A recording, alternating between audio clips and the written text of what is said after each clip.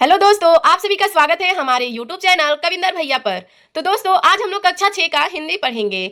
आज हम लोग पाठ 5 पढ़ेंगे। हमारे पाठ का नाम है मेरी माँ। तो आज हम लोग इस पाठ का प्रश्न उत्तर देखेंगे। तो सबसे पहले देखेंगे कुछ करने को, जिसमें पहला प्रश्न दिया गया है, स्वतंत्रता संग्राम सेनानियों के विचारों को पत्र पत्रिकाओं से एकत्र कर संकलन कीजिए, संकलन बनाइए। तो देखिए दोस्तों, आपको ये प्रश्न का हल खुद करना है, ठीक है। ये प्रश्न का उत्तर स्वयं देना है। प्रश्न दूसरा है, शहीद राम प्रसाद बिस्मिल के विषय में अपने पुस्तकालय से जानकारियां एकत्र कीजिए। तो देखिए दोस्तों, इस प्रश्न का भी उत्तर आपको स्वयं करना है, ठीक है। जो शहीद राम प्रसाद बिस्मिल जी हैं, उनके विषय में आप पुस्तकालय में जाइएगा और उनके विषय में कोई जानकारी एकत्र कीजिएगा। देखते हैं विचार और कल्पना, जिसमें पहला प्रश्न है, अगर घर की माताएं पढ़ी लिखी हो तो वे घर को कैसे स्वर्ग बना सकती हैं? अपने विचार लिखिए। तो देखिए, इसका उत्तर मैं बताती हूँ। अगर घर की माताएं पढ़ी लिखी हो तो वे घर में सुसंस्कृत परिवेश बनाए रख सकती हैं। वे बच्चों को स्वयं पढ़ा लिखाकर उन्हें योग्य बनाने, पारिवारिक सदस्यों में सामंजस्य तथा सौहार्द बनाए रखने में सहायता कर सकती हैं। प्रश्न नंबर 2 है, पाठ में लेखक ने अपनी माँ के बारे में अपने विचार व्यक्त किए हैं। इसी आधार पर आप भी अपने माँ के विचार अपने माँ के बारे में अपने विचार लिखिए। तो देखिए दोस्तों, यहाँ पे मैंने अपनी माँ के बारे में लिखा है, आप भी जरूर लिखिएगा, ठीक है। चलिए देखते हैं। इसका उत्तर आपको स्वयं करना है, अपने माँ के बारे में लिखना है। सहायता के लिए मैंने अपने माँ के विचार लिखे हैं। चलिए मैं आपको बताती हूँ। मेरी माँ मेरी पढ़ाई को लेकर बहुत चिंतित रहती हैं। वे चाहती हैं कि मेरी पढ़ाई में कोई रुकावट ना आए, इसीलिए घर के सब काम और बाहर खेत में काम को खुद करती हैं। हमको कुछ काम नहीं करने देती हैं। मेरी माँ मुझे बहुत प्यार करती हैं। वो चाहती हैं कि मेरा बेटा महान बने, ठीक है। मैं ये आपको सहायता दी हूँ। मेरी माँ के ये विचार मैंने लिखकर आपको सहायता दिया है। आपकी माँ के विचार आप स्वयं लिखिएगा, ठीक है। अब देखते हैं पाठ से, जिसमें पहला प्रश्न है, नीचे दिए गए प्रश्नों में उत्तर के रूप में 3 विकल्प दिए गए हैं। सही विकल्प पर सही का निशान लगाइए। जैसे प्रश्न नंबर आ दिया है, बिस्मिल की मां का विवाह, तो जिसमें 3 दिए गए हैं ऑप्शन, जिसमें से क नंबर सही है। 11 वर्ष की अवस्था में हुआ था। अब देखते हैं ख नंबर प्रश्न, बिस्मिल के क्रांतिकारी जीवन में उनकी मां ने उनका वैसे ही सहायता की जैसे, जिसमें 3 प्रश्न दिए, जिसमें ग नंबर सही है, ठीक है। ग नंबर क्या है कि मेजनी की उनकी मां ने की थी। अगला प्रश्न देखते हैं स नंबर, बिस्मिल ने माता को धैर्य धारण करने के लिए कहा क्योंकि उनका पुत्र, इसका ग नंबर सही है, भारत माता की सेवा में प्राणों की बलि चढ़ाना चाहता था। अगला देखते हैं प्रश्न नंबर 2, बिस्मिल की मां ने पढ़ना लिखना कैसे सीखा? तो इसका उत्तर है, बिस्मिल की मां ने घर पर ही शिक्षित सहेलियों की मदद से पढ़ना लिखना सीखा। प्रश्न नंबर है 3, रामप्रसाद बिस्मिल ने कहा था, इस संसार में मेरी किसी भी भोग विलास तथा ऐश्वर्य की इच्छा नहीं, केवल एक तृषा है। वह तृषा क्या थी? लिखिए। इसका उत्तर है, अमर शहीद रामप्रसाद बिस्मिल की तृषा थी कि एक बार श्रद्धा पूर्वक माँ के चरणों की सेवा कर अपने जीवन को सफल बना लेता। ये उनकी मन की इच्छा थी।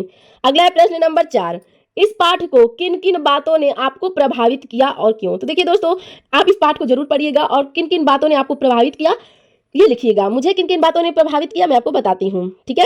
इस पाठ की अनेक बातें हमें प्रभावित करती हैं। जैसे क नंबर है कि बिस्मिल की माँ का गृह कार्य की व्यवस्था के बावजूद मोहल्ले की शिक्षित सहेलियों के शिक्षा ग्रहण करना, ठीक है।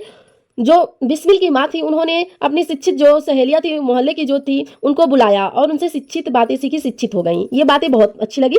और अगला है, बिस्मिल के क्रांतिकारी जीवन में मैजनी की माँ की भांति सहायता करना, यानी कि जिस तरह की मैजनी की मां ने सहायता किया था अपने पुत्र का, ठीक उसी प्रकार बिस्मिल जी की जब क्रांतिकारी जीवन चलने लगा तो उनकी मां ने उसी प्रकार उनकी सहायता किया।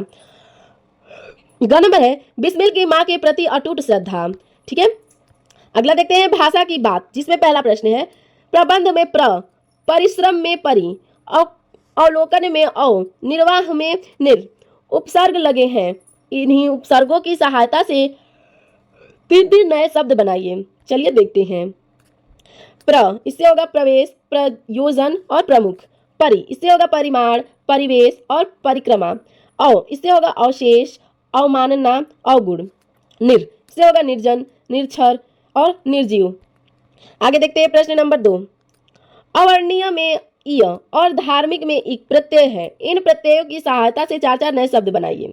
चलिए देखते हैं, ठीक है। इससे बनेगा अकथनीय, ठीक है, असहनीय, दर्शनीय और अतुलनीय। यह लगा है ना, ठीक है। अगला है इक, सामाजिक, इक लगा है, सामाजिक, मासिक, दैनिक और वार्षिक। लगा है इक, ठीक है सभी में। अगला है प्रश्न नंबर 3, निम्नलिखित शब्दों का संधि विच्छेद कीजिए। जैसे कि दिया है परमात्मा, प्रत्येक, भोजन आदि, सदैव। तो देखिए परमात्मा का होगा परम धन आत्मा, ठीक है, प्रत्येक का होगा प्रति धन एक, भोजनादि का होगा भोजन धन आदि, सदैव का होगा सदा धन एव। अगला देखते हैं प्रश्न नंबर 4, संज्ञा या सर्वनाम के जिस रूप में वाक्य के अन्य शब्दों के साथ उनका संबंध सूचित हो उसे कारक कहते हैं। कारकों के बोध के लिए संज्ञा या सर्वनाम के आगे जो चिन्ह लगाए जाते हैं उन्हें व्याकरण में विभक्तियां कहते हैं। इन्हीं प्रसंग, ठीक है, इन्हीं प्रसंग भी कहते हैं। हिंदी कारकों की विभक्तियों के चिन्ह इस प्रकार हैं, ने, को, से के द्वारा, के लिए, से अलग होने के अर्थ में, ठीक है, का, के, की, रा, रे, री, में यानी कि पर। अब आप कोष्टक में दिए गए, ठीक है, कोष्टक में दिए गए कारक चिन्हों की सहायता से रिक्त स्थान की पूर्ति कीजिए। जैसे कोष्टक में दिया है के, ने, को, की, में, से, के लिए, ठीक है। तो देखिए, तो इसको हमें कोष्टक में जो दिया गया है इसको रिक्त स्थान पे भरना है। जैसे कौन नंबर दिया है प्रश्न की, ठीक है, सहार, ठीक है, शाहजहांपुर आने के, यहाँ रिक्त स्थान में भरेंगे पहले के, थोड़े दिनों के बाद दादाजी, यहाँ पे ने भरेंगे, अपनी छोटी बहन को बुला लिया। अगला है ख नंबर, तुम्हारी दया की, यहाँ पे की भरेंगे, छाया में, यहाँ पे में भरेंगे, मैंने अपने जीवन भर, यहाँ पे में भरेंगे, ठीक है, में कोई कष्ट ना अनुभव किया। ग नंबर है, तुम्हारी दया, यहाँ से भरेंगे, ही मैं देश सेवा में संलग्न हो सका। घ नंबर प्रश्न है, आप, यहाँ के भरेंगे, आदेश की, ठीक है, पूरी करने के लिए, यहाँ भरेंगे, मुझे अपनी प्रतिज्ञा भंग करनी पड़ी, ठीक है। इस शब्द को क, के, ने, की, में, से, की, के लिए से पूरा किया इन शब्दों को। अब देखते हैं प्रश्न नंबर 5, कर्ता क्रम क्रिया, ठीक है, यह हिंदी वाक्य रचना का सामान्य पदक्रम है। जैसे राम ने पुस्तक पढ़ी, कभी कभी यह सामान्य पदक्रम बदल दिया जाता है जो सही नहीं है। जैसे कि देखिए दिया है पुस्तक राम ने पढ़ी, पढ़ी राम ने पुस्तक, राम ने पढ़ी पुस्तक, ठीक है, इसको बदल दिया गया इसके पदक्रम को। चलिए देखते हैं, नीचे दिए गए वाक्यों को सही पदक्रम में लिखिए। जैसे दिया है क नंबर की, ठीक है, क नंबर दिया है, बुला लिया, बुला लिया अपनी छोटी बहन को दादी ने, इसको सही पदक्रम में लिखना है, ठीक है, दादी ने अपनी छोटी बहन को बुला लिया, ये सही है, इसे सही पदक्रम में लिखा। अवकलोन, ठीक है, अवलोकन करने लगी देवनागरी पुस्तकें वे, तो इसको सही लिखेंगे, वे देवनागरी पुस्तकों का अवलोकन करने लगी। अगला है, भंग करनी पड़ी थी मुझे अपनी प्रतिज्ञा, इसको सही लिखेंगे सही क्रम में, मुझे अपनी प्रतिज्ञा भंग करनी पड़ी थी। अगला है, ध्यान आ जाता तुम्हारी स्वर्गीय मूर्ति का मुझे, तो इसको सही पदक्रम में लिखेंगे, मुझे तुम्हारी स्वर्गीय मूर्ति का ध्यान आ जाता। अब देखते हैं प्रश्न नंबर 6, 11 वर्ष की उम्र में, मेरे जन्म के 5 या 7 वर्ष बाद, मेरी बहनों की छोटी आयु में, केवल एक त्रिषा है, आदि शब्दों के प्रयोग का ध्यान दो तो पता चलेगा कि इनमें 11, 5, छोटी आयु, केवल एक शब्द से संज्ञा या, ठीक है, संख्या या परिणाम का बोध या आभास होता है, क्योंकि ये संख्यावाचक विशेषण है। इनमें 11, 5, 7 तथा 1 से निश्चित संख्या बोध होती है, इसीलिए इनको निश्चित संख्यावाचक विशेषण कहते हैं। छोटी आयु से अनिश्चित संख्या का बोध होने से इसे अनिश्चित संख्यावाचक विशेषण कहते हैं। अब आप नीचे लिखे वाक्यों को पढ़िए और उनके विशेषण भेदों को लिखिए। चलिए देखते हैं, जैसे दिया है क नंबर, सभी सदस्य खा रहे हैं, तो ये जो है अनिश्चित संख्यावाचक विशेषण है। ख नंबर है, कुछ लोग टहल रहे हैं, ये भी अनिश्चित संख्यावाचक विशेषण है, ठीक है। इसमें है कि ग नंबर, मुझे 2 दर्जन केले दे दो, ये जो है निश्चित संख्यावाचक विशेषण है।